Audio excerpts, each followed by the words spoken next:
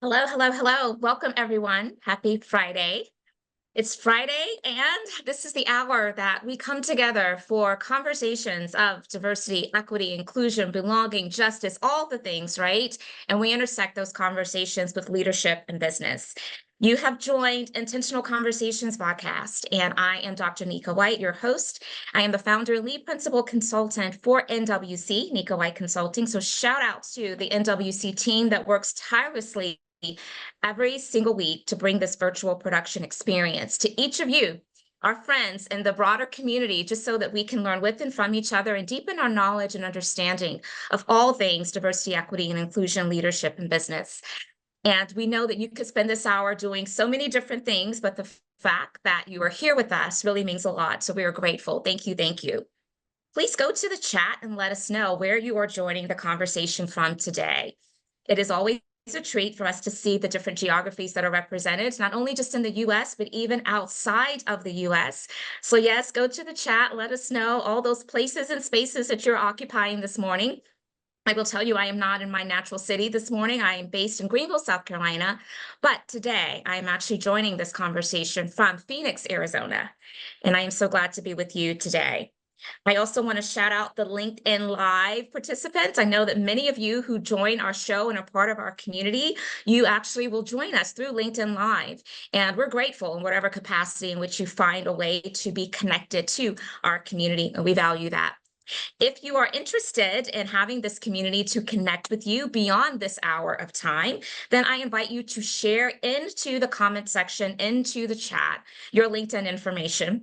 And that lets us know that you're willing to be connected with. And I am very much delighted to connect with any and all of you if I'm not already. So my team will place into the chat my LinkedIn information. And I do hope to be in conversations and community with each of you. One of the things we value here at NWC is disability inclusion. So with that in mind, we do have closed caption that has been enabled for those who benefit from it. So I often like to put that into your hearing. If you're here as part of our Zoom community and you desire to have your cameras on, then guess what? We welcome that. We encourage that. We absolutely love smiling faces, but we also know that many of you are joining in an auditory capacity. Maybe you're multitasking, and we're grateful for your participation today as well.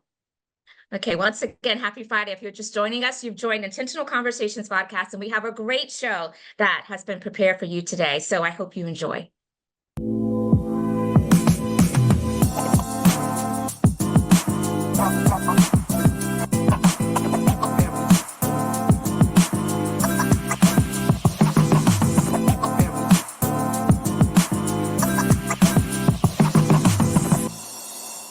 Let the conversations begin, and that is precisely what we are about to do. So this is Intentional Conversations VodCast, and we are still in the month of August. And so as we normally do every week, we like to make sure that we're highlighting and amplifying some of the national observances that are taking place. And I would be remiss if I did not continue to highlight and recognize that August is National Black Business Month. As a Black woman founder, that is incredibly important to me. I hope that you all are finding ways to support Black-owned businesses that are local to your community or even maybe outside of your community. It does make a difference. A rising tide lifts all boats. And I have a feeling that based upon our guest co-host who's here today, we're going to talk a lot about how Black businesses are really a pathway for building wealth and for helping us to make sure we can compete effectively in the marketplace and to contribute very productively to our communities. And so August is National Black Business Month.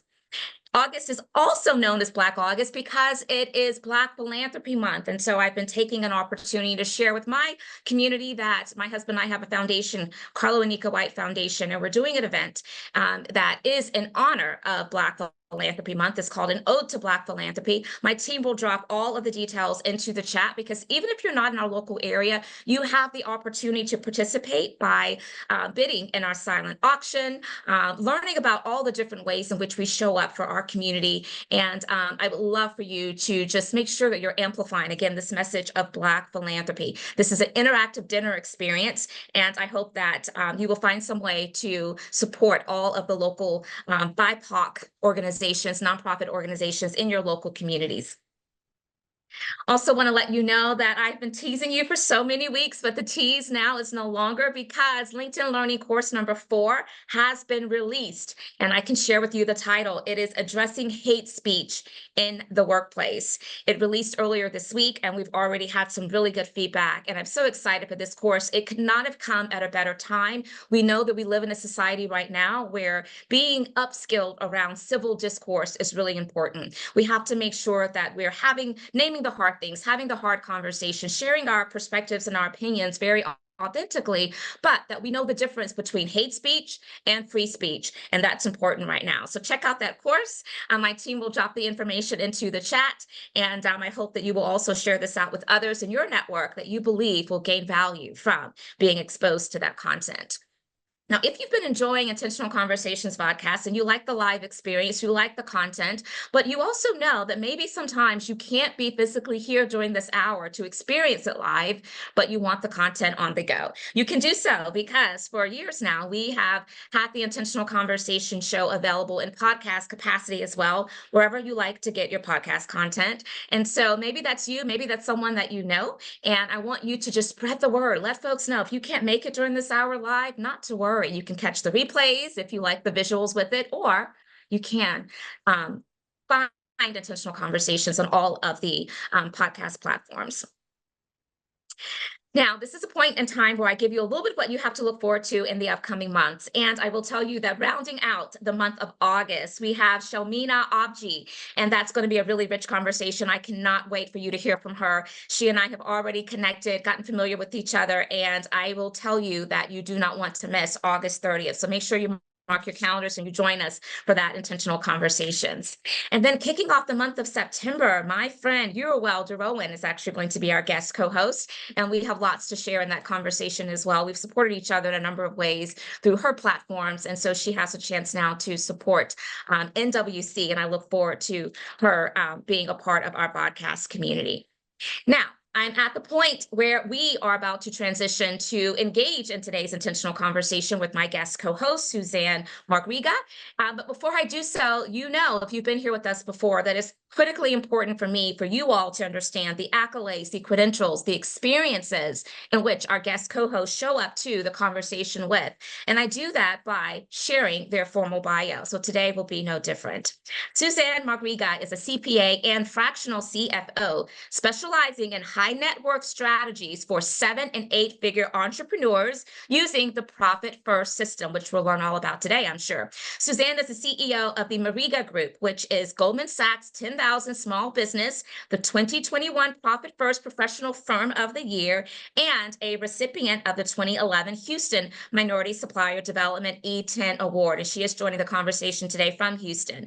Susanne has been featured in the Houston Business Journal, MBE Magazine, and in a variety of other media outlets. She is the author of Kirkus Reviewed and Publishers Week Editor's Pick, Profit First for Minority Business Enterprises, which was written in collaboration with Mike, and I'm going to get her to actually pronounce this last name of this individual. I think it's Michaelowitz, but she will correct us in just a moment. Under the Profit First brand, she is the host of Profit Talk podcast. And so you know what to do at this point, podcast community. Find those emojis, those words of affirmation, expressions, whatever you can. But I want you to find those to be able to let our guest co-host know how valued we are to have her here today with us. And I am going to stop sharing my screen and bring her into the spotlight as we engage today. So Susanne, thank you so very much. First, I want you to make sure you pronounce the last name of Mike, because I want to correct that quickly. That is part of how I like to show up. People's names are important.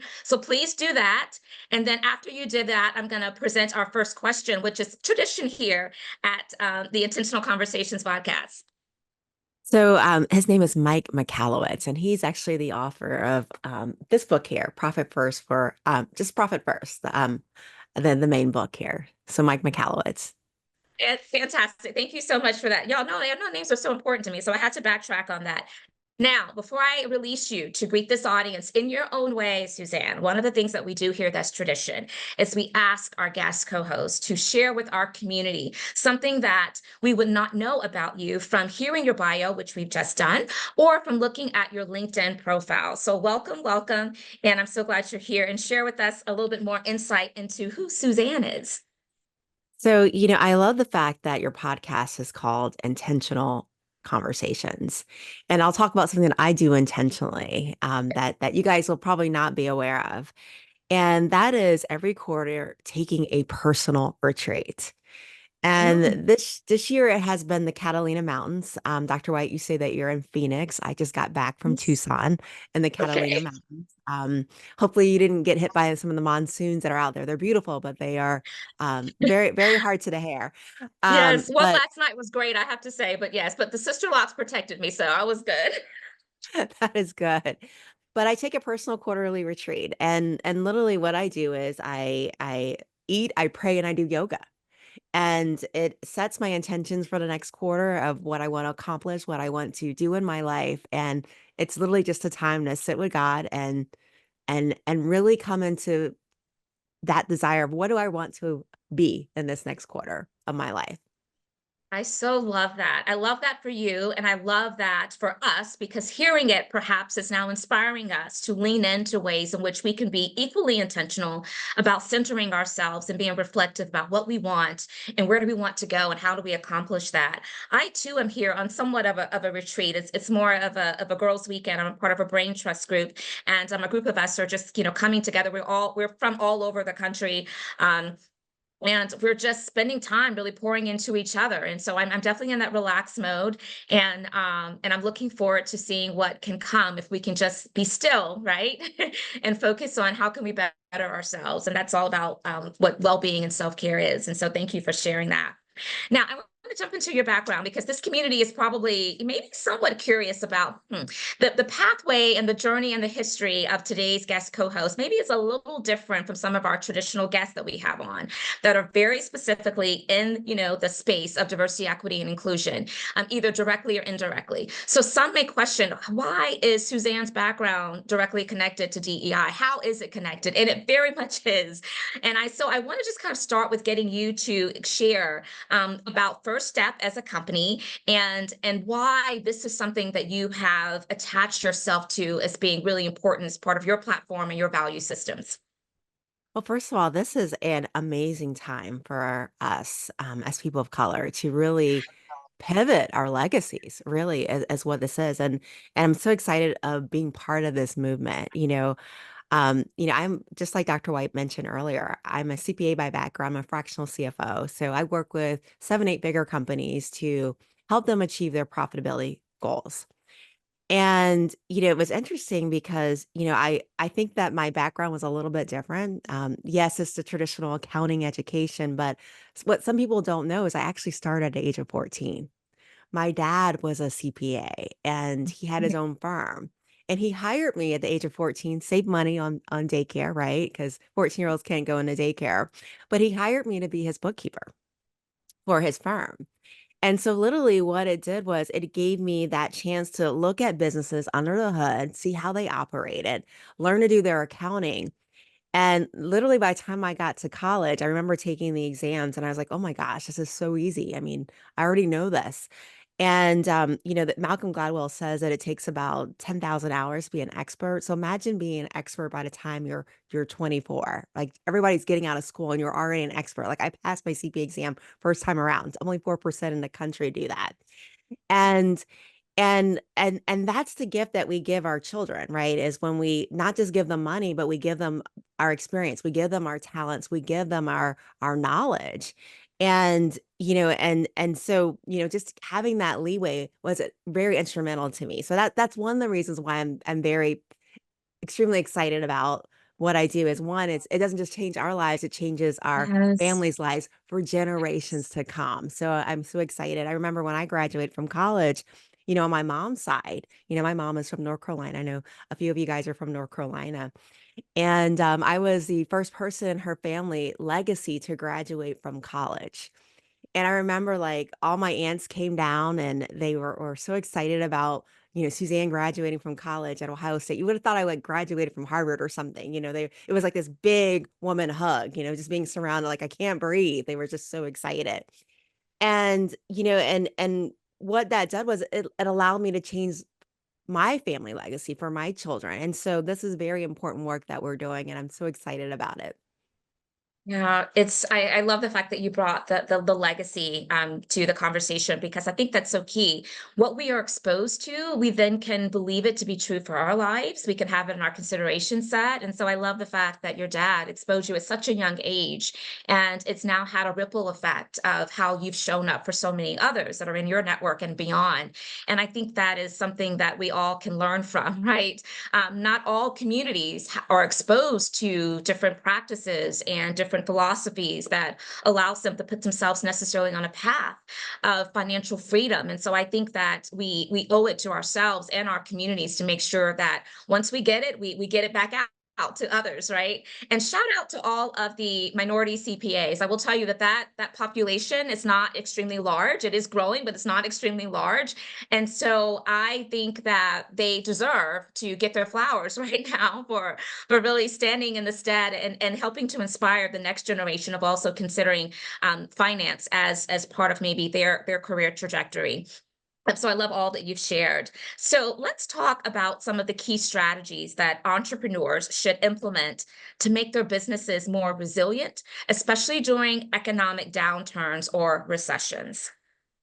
This is a very important question, Dr. White, because, I think a lot of times as entrepreneurs, we start our business because we love what we do, right? Yes. Whether that's in trades, whether that's helping people, whether that's um, artistry, right? Making crafts or things like that. We start our businesses because we love what we do.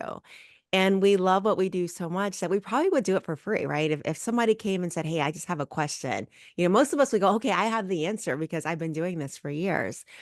But the reality is, just because we work hard, just because we super serve our clients, doesn't necessarily correlate with profitability. That doesn't mean that we're going to have profits. Yes, that's the American dream that we work hard to super serve our clients, but that doesn't necessarily mean that you're going to have the rewards at the end of the day. And something that you guys may not know, my background is actually being a tax accountant. And and it's interesting because I remember when I first started my practice about 17 years ago, I remember my first client came to my office and I was just so excited. Like, oh my gosh, this guy is coming to an office. He's gonna like let me do his taxes. I'm like, you can figure the accountant nerd, right? Just shaking her hands, like, oh yes, goody. So excited. And I remember like he brought this shoebox and he plops down at his chair across from me. And he looks at me and he goes, whatever you do, just make sure I don't pay any taxes. And I remember I was like, okay. And I opened up his shoebox. I'm so excited, not thinking about where the shoebox has been. And I'm pulling out receipts and I get to the bottom of the shoebox and there's a crumpled up piece of paper. And I open this piece of paper and it's called a profit and loss. And I'm like, sir, don't worry, you're not going to pay taxes because you didn't make any money. Like your expenses exceeded your revenue. That's like no money, and you got receipts supporting all this. And, he comes back a couple days later, he signs his return. He's excited. He's getting something called earned income credit. That's that credit Mhm. that you get for trying to have a business, or work, but not really being successful at it. And he pats me on the back. He thinks I'm the best accountant in the world. And I think I'm not that bad myself, getting this guy back a $4,000 refund. And the second year he comes back and he plops down in the chair, same shoebox. The guy's efficient. He's saving money on the shoebox.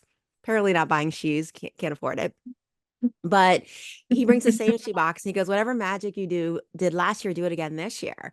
And I get to the bottom of the shoebox, find that crumpled piece of paper. I'm like, well, sir, it still shows your expenses exceed your revenue. You're not going to have any taxes.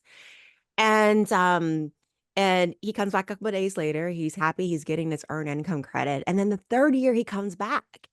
And this time he's different, right? He's older. He's been in business a while. I know him a little bit better. I get his emails at like 11 o'clock at night or 2 o'clock in the morning. And I see that everybody on his payroll is getting paid, but he's not even paying himself. He doesn't even own his own car.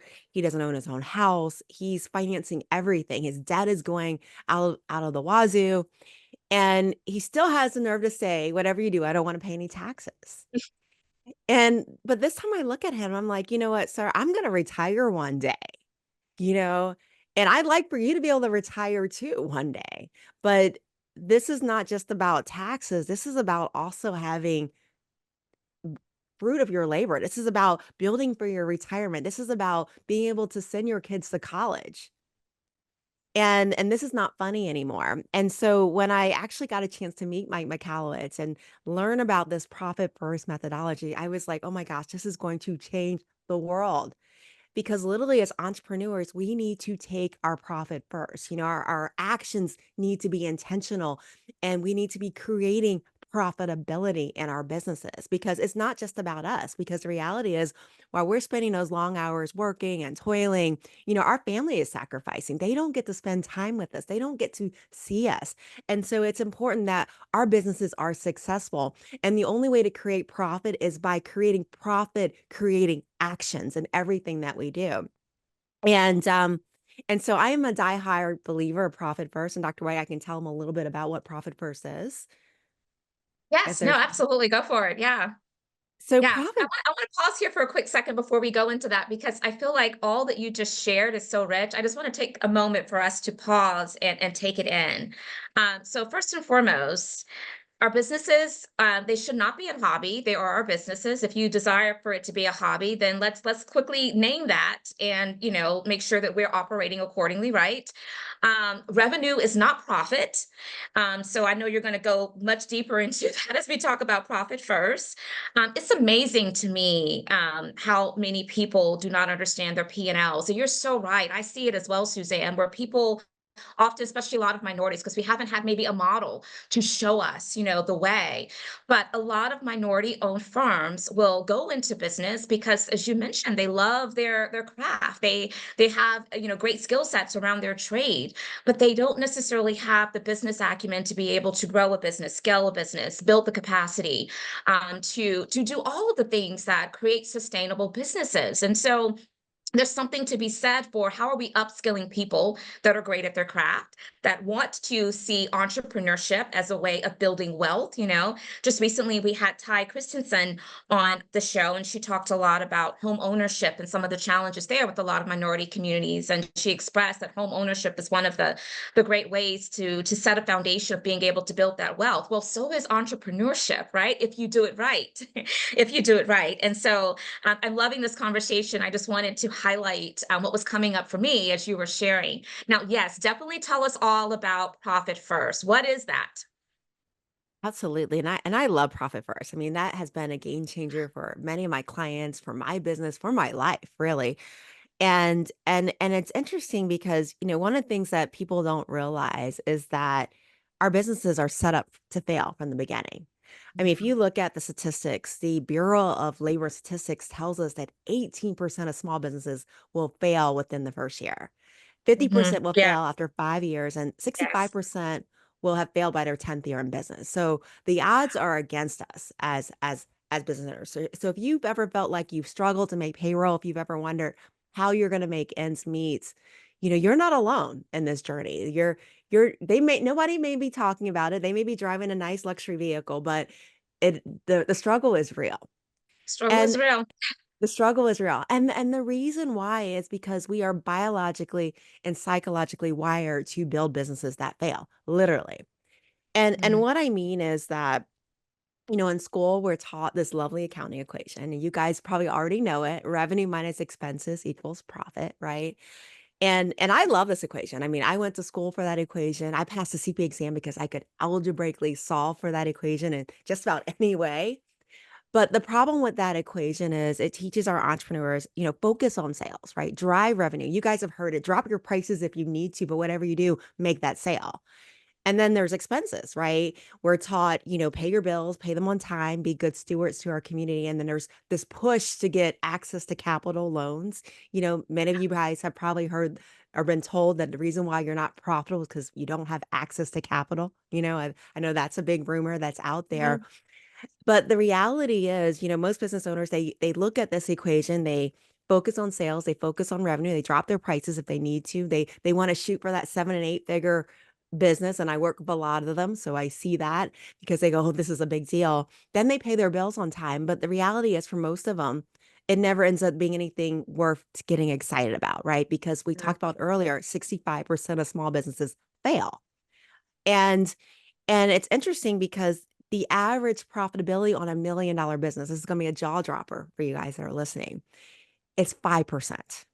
5% is the Mhm. average profitability on $1 million business. And what that means is that the owner is literally bringing home $50,000. Do you Mm. know how hard it is to make $1 million in revenue?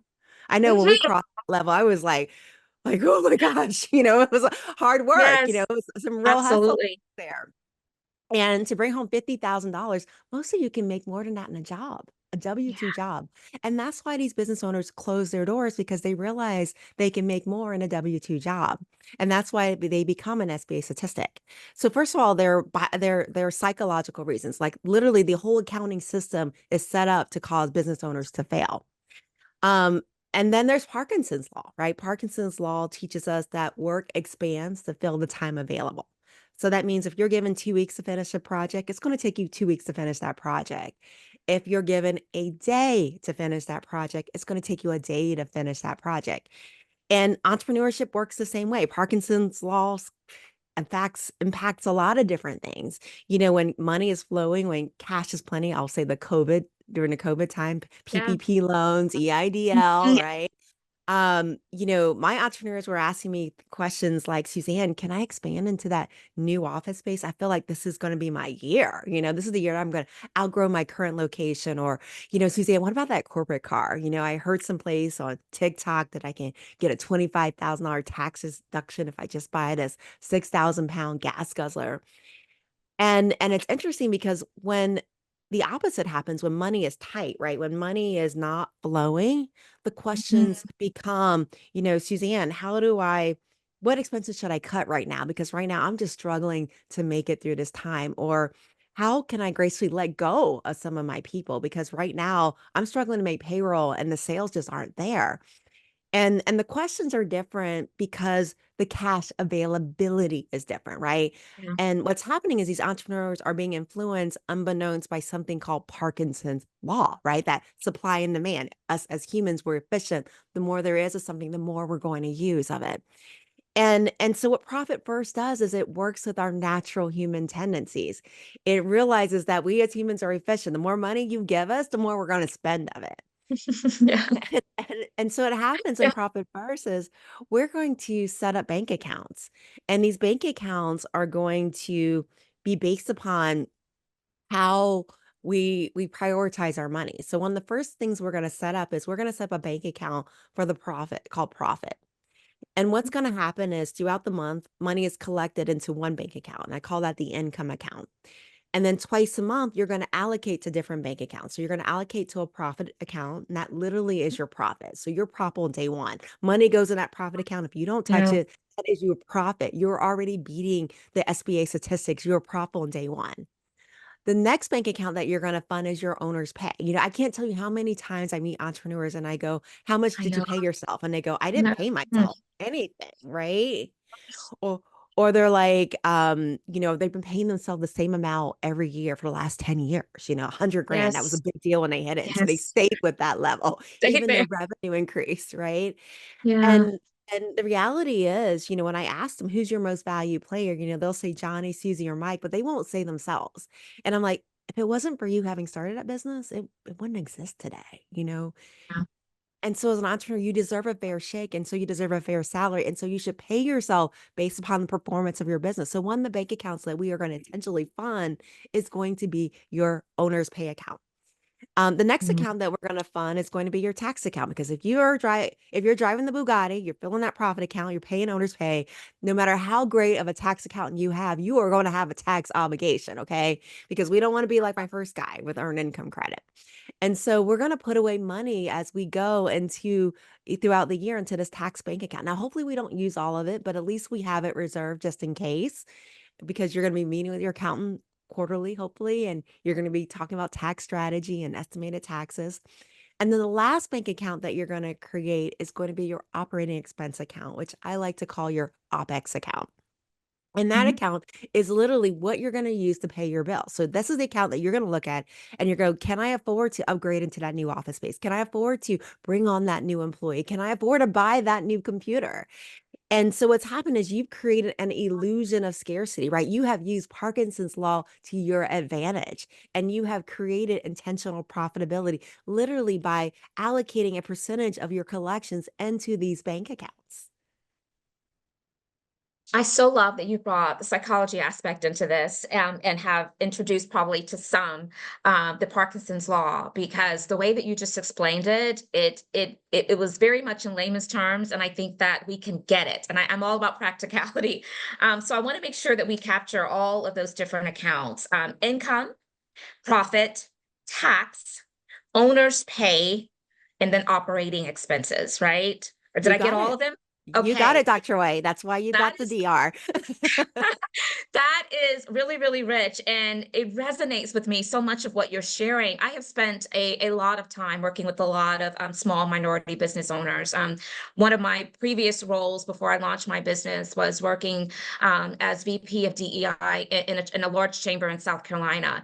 And we knew that the minority businesses in the local market needed a lot of support, right?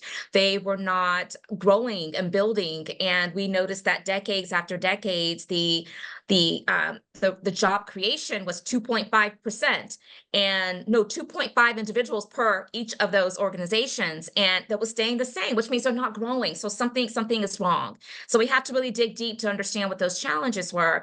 And one of those challenges, it did seem as though it was access to capital. So I want to go back to something that you said. You said that's a rumor. So just unpack that for us a little bit further, because I want to make sure that we have clarity about your perspective on how accessible capital is for a lot of minorities who want to start a business.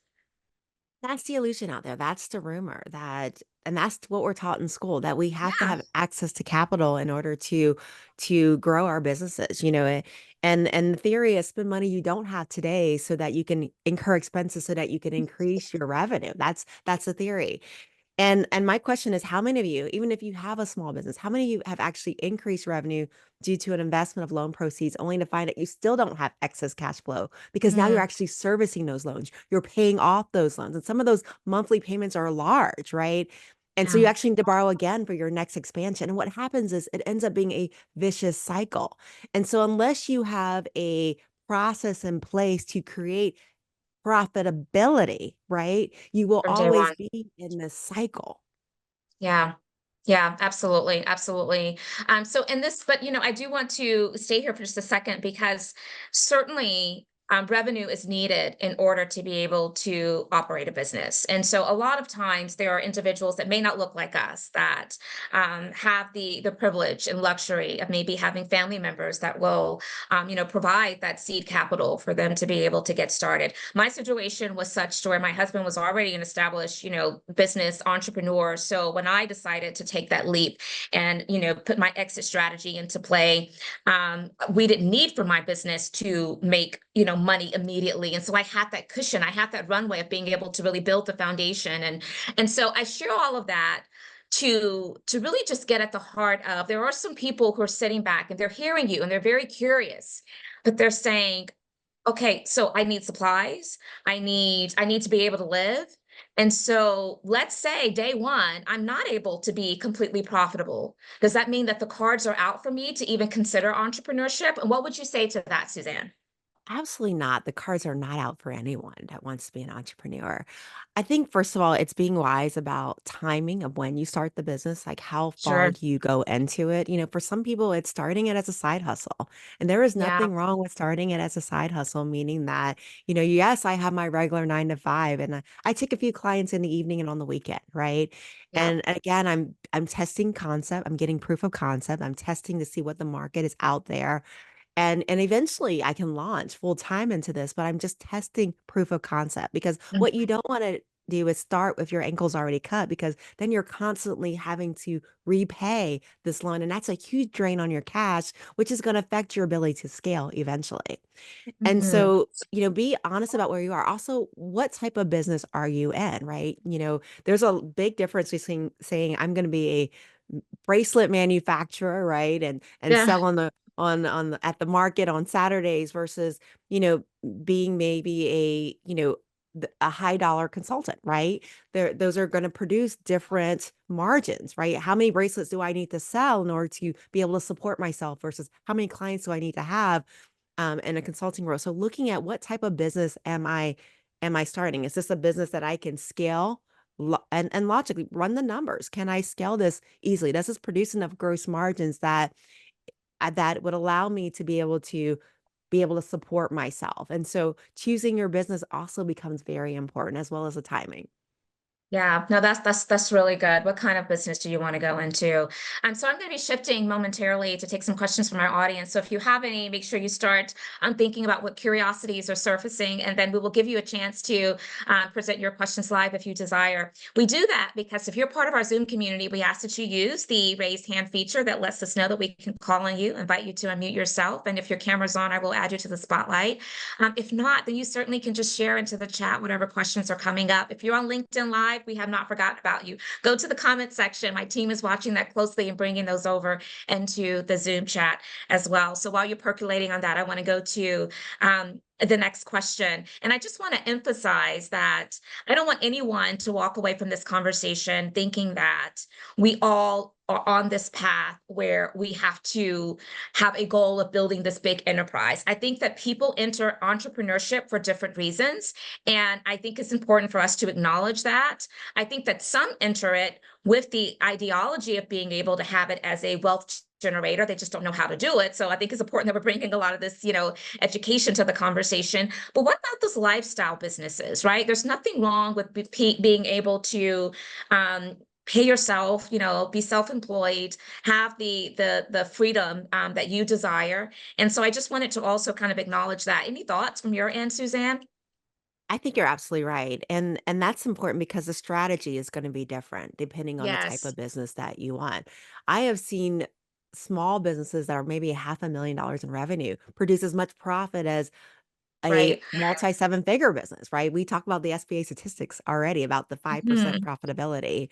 And again, it's about having an intentional methodology to create that profitability, and having that discipline is really what's important with that. And working with your natural biological and psychological makeup. We talked about that with Parkinson's Yeah. law. And there's absolutely nothing wrong with saying, I don't want to have this huge empire. I just want to be able to support my family, help my community, and be able, have something memorable, really. And there's nothing wrong with that. Yeah, there's nothing wrong with that. Thank you. Okay, so I'm not seeing any hands raised, and I am keeping watch onto the chat. So something that has come up with me when I have worked with a lot of businesses is just knowing what are some of those uncommon, outside of the box tax strategies that high net worth entrepreneurs use. And can they, as a small business, also benefit from that level of thinking and mindset? So share some of those gems with us. Absolutely. And I think that's one thing that's really important. No matter what level of business that you're at, you need to have some type of accountant. And it can be different, for it may not be one that deals with 7, 8 figure entrepreneurs. It may not be a fractional CFO, but some level of advisory services I think is needed for every level. Like I talked about earlier, Dr. White, my dad hired me. And yes, that was great because that was free daycare for him, right? But it was also a tax write-off for him. Yes, yes. The standard deduction is like what, $12,500? And that means your child can earn that income and it's tax free and it's a tax deduction for them. So instead of paying for little Susie's ballet classes, she can pay for her own ballet classes. Right. She can buy her own car, right? Because Yeah, she's already gotten a salary because she's working a job and she's getting a great skill set that's going to allow her to be an expert by the time she's 24, right? So thinking 100%. about it in terms of that is going to be extremely important. As you guys start to build profitable businesses, as you build your empires, you know, what can I do that allows me to build my net worth while not incurring taxes should always be the forefront question. One of the things that I like to do with clients, and let's say it's a small business, let's say it's family owned, and let's say it's a high income generating business, right? Maybe a psychologist, doctor's office, that type of thing. And one of the easiest things you can do is maximize your 401k, right? You can put away almost Yeah. $60,000 into that vehicle. And that's tax deferred. If you hire your spouse, that's $120,000 deduction almost that you're able to deduct for. If you're in that 37% bracket, that's like a good 50, $60,000 potentially, right? That you're able to put away. And so again, just being very strategic. If you have employees, one of the things that's important to me as an employer is that I want my employees to stay with me for a long time. I've Mm, invested a lot in their training. Um, you know, Nothing's worse than having a door that keeps rolling and opening right. and Revolving closing and door. people going in and out. Exactly. So why not allow them to share in my 401k? But not so easy. You got to earn your vest in my 401k, meaning that you're going to have to work with me for maybe 5 years in order to get fully vested into that 401k. And if you leave, let's say year two, because you saw the shining light of a competitor, then you're going to Yeah. forfeit that portion that you're not vested in, which means it's going to Yeah. go back into my coffers, right? Now, granted, I got a tax deduction all these years, but this was a reward for your loyalty. So again, I am aligning my policy, my compensation with my tax strategy, and I'm building my wealth at the same time. So these Yeah. are just the question I would ask myself is, what am I doing that builds my wealth that at the same time saves on my taxes? So I'm not trying to Yeah. buy a car, right? I'm not trying to buy the gas guzzler because that car loses value the day that it drives off the lot. Watch. Yeah.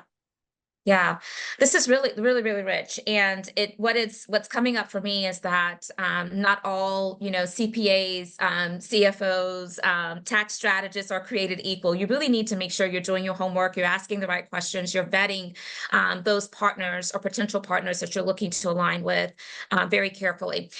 So there is a question in the chat, and it goes back to the different accounts that should be set up. And so the question is, what percentage of money should you put into each account? Do you have some tips that maybe could help the group that's connected here to know a little bit more about how do we even identify the percentage across those different account types? Absolutely, I do. Now, I have a free gift. If that's okay, Dr. White, I can It give is. We everyone. love free gifts here. If you go to profitmap.co, you'll be able to download a chart that tells you the percentages that a healthy company experiences. And when I say percentages, I mean the percentage of profit, owners pay, tax, and operating expenses. And this is Mhm. going to be different because it's going to vary based upon your revenue category. And so what you're going to see is when that company is really small, about 70% is going towards owner's benefit. So 70% is going towards the owner's profit, the owner's pay, the tax account. Only 30% is going towards operating expenses. And the reason why is when that company is small, that owner is doing all the work, right? Right. He's taking the orders, he's fulfilling the orders, and he's probably cleaning the bathroom, doing the same thing, right? All at the same time. And so he needs to be compensated as such. Now, as his company gets bigger, right, he's in a different situation. Now his company is really self-operating, right? It's not relying on him to do everything. And so those percentages change, those operating expense percentages change. And so go to profitmap.co, download that free table and obtain that information for your company. Profitmap.co. That's your free gift today. You heard it here. Thank you so much for offering that free gift. And so we're going to place that into the chat so that everyone can make sure that we're taking note of that. Okay, so again, if you have questions, let us know. We're watching. We're watching closely to make sure we can bring your voice into the conversation. I'm going to keep going in the interim. So, what are the critical factors to consider when selecting a fractional CFO? I just kind of said not all CFOs, controllers, CPAs, tax strategists are all created equal. So, particularly for businesses that are aiming to scale those 7 to 8 figure, what would you share? So the first thing I would ask myself is what are the type of clients they currently work with? Do they work with businesses like yourself? Do they have your industry knowledge? Do they have a specific skill? Do they have a track record of success? So just like you would hire an experienced employee, what are the skill set that they need to have to really be able to help your business? And depending on your business, if it's a new business, you might not need a fractional CFO, but you might need a Yeah. really good tax accountant that can help you understand legal entities, that can help you understand what's the best taxing entity that I should be in that's going to save me the most money. But I would say interview as many as you can and find the one that you feel is going to be most be able to help you to that next level. Interview them. Yes. Interview and vet, ask questions. So I want to talk about how the profit first methodology differs for minority business enterprises compared maybe to other businesses. Are there some specific advantages? Absolutely. It's so Yes. important. We need it, I think, more than most Yes, we businesses, do. right? We need it. We need to be profitable because a lot is riding off of our success, right? hmm My hmm success doesn't just impact me, right? It doesn't necessarily get me another Louis Vuitton bag, but that affects my ability to send my daughter to college, Right. right? That affects her child to go to college. Just changes our entire Yeah. legacy. So it's hmm important that as minority businesses that we are successful, you Yeah. know. And not only does it change my family legacy, but it changes my community's legacy, right? Yeah. Because, first of all, my community goes, okay, she's a CPA. She looks like I look at Kamala Harris and I said, yeah, I'm going to donate to her campaign because if Kamala can do it, that means Florence can too. My daughter can do There you it, go. you There know? you go. And we can't Uh, toss that name out without just pausing and saying, last night was amazing. If you all watch it, last night was amazing. But okay, go ahead. and if you see you're a CPA that looks like me, it's certainly your daughter can be a CPA too, right? We can have more representation in the room. And so it is even more important that we are successful as minority entrepreneurs than Absolutely. anybody else. Absolutely. Absolutely. It really can change generations. And I've seen it directly in my family. And so that is big. Okay. So tell us what are some of those very specific advantages though through Profit First for minority enterprises?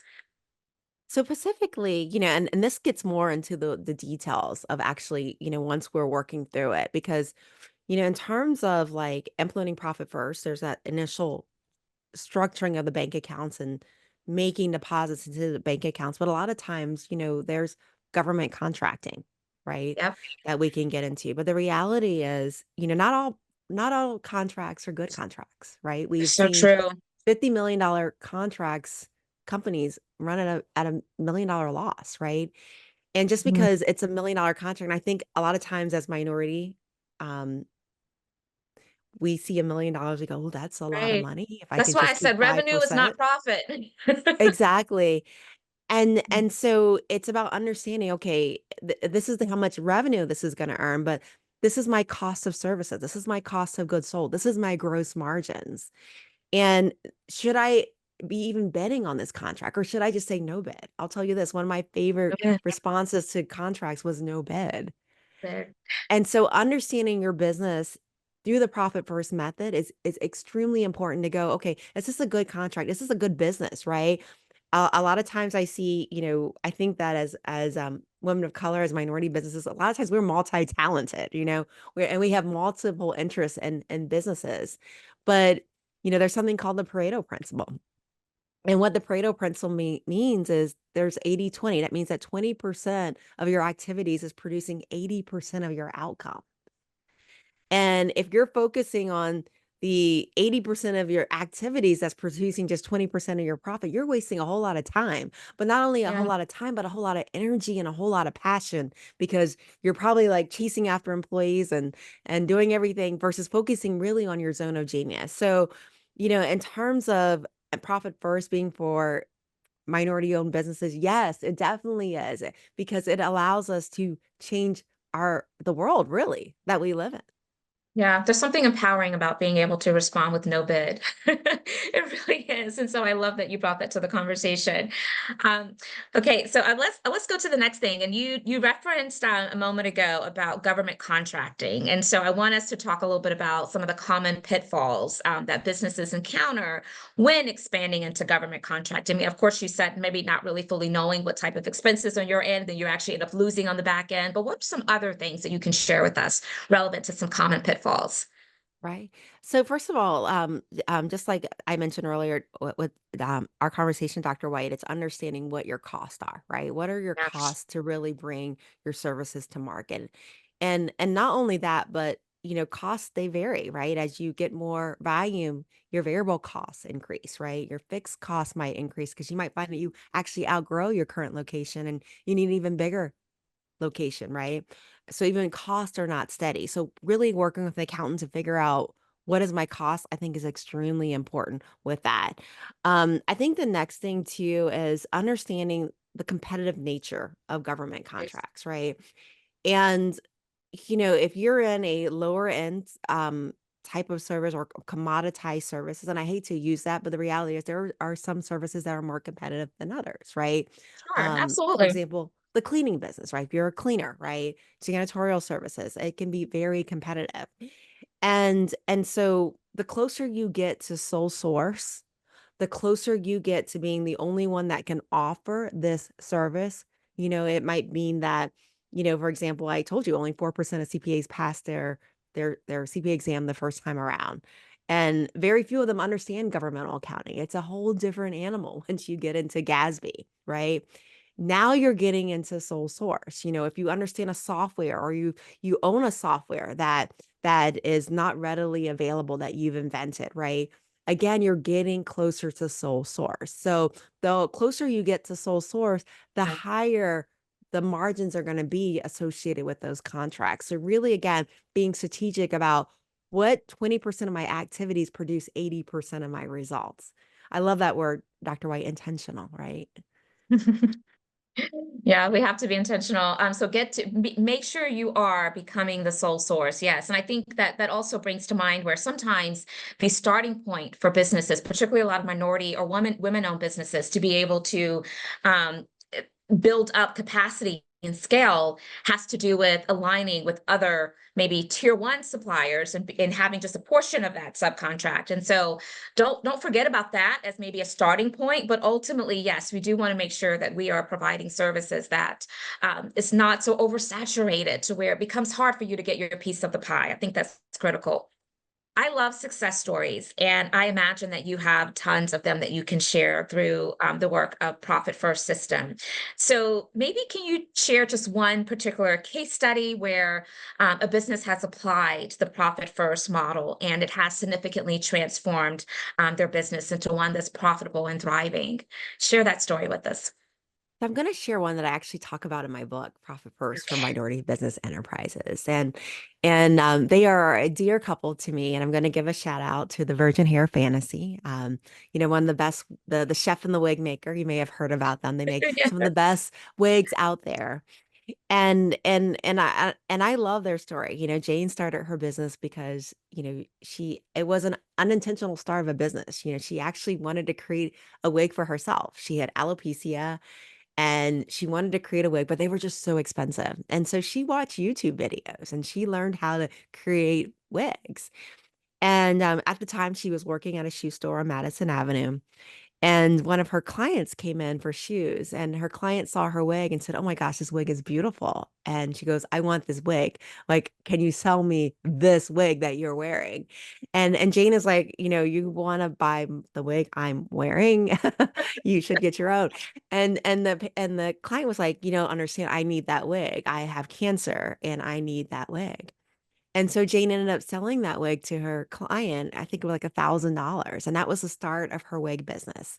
Wow. And she loved creating wigs, but unfortunately, she was great at creating wigs, just like many of us are great at doing what we're doing. But again, profitability, I said the average profit is 5% on $1 million business. 5%. And and so with that happening, she said, we need to change this. We're doing a lot, but we need to change this. And so I was able to work with them. And, they've been able to buy their own building. They've been able to become the first millionaires in their family. They homeschool their kids now. And they are now teaching others how to make their own wigs. So, in addition to selling their very beautiful wigs. So, shout out to the Virgin Hair Fantasy for that. Shout out to the Virgin Hair Fantasy. That's fantastic. Thank you so much for sharing that.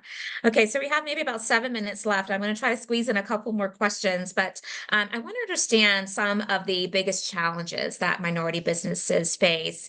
And when they come to Profit First systems to help them overcome those challenges, what is that process like? I mean, what is like the onboarding, the intake? What information do you need to be able to work effectively with these enterprises? Okay. That's a couple questions, so I'm going to break them out, Dr. Wade, Sure. if you don't mind. So the first question is, what are the challenges that minority businesses face? And I'm going to say it's probably beyond just minority businesses. I think it's Oh, minorities as a whole, we face this. And I'm well, going to yeah. probably announce a jaw dropper right now. Okay, another one. Another one's coming, y'all. I think one of the biggest challenges that we face as minorities is accepting the labels that people have put on us. Sure, absolutely. When we take a W-2 job, somebody assigns what we're worth by the rate that we're paid. If that's at a grocery store, that might be $10 an hour, $14 an hour. If it's a professional job, it might be 25 to $50 an hour. And we're assigned a dollar sign based upon the what somebody who's supervising us has deemed our worth, right? And in business, what that looks like is, how we price our services, how we price our items. We price it based upon what we think the market will bear, what we think our clients will pay us to do this service or buy our product from. But did you know in 1971, President Richard Nixon told the world that the US dollar is no longer based upon gold. Yeah. It is nothing more than a piece of paper. Mhm. And here we are allowing ourselves to be labeled and held down because of a Yeah, piece of paper that somebody valued us as. yeah. I think every single one of us is worth more than a piece of paper. Hmm. And so it's owning that worth, first of all, is very important.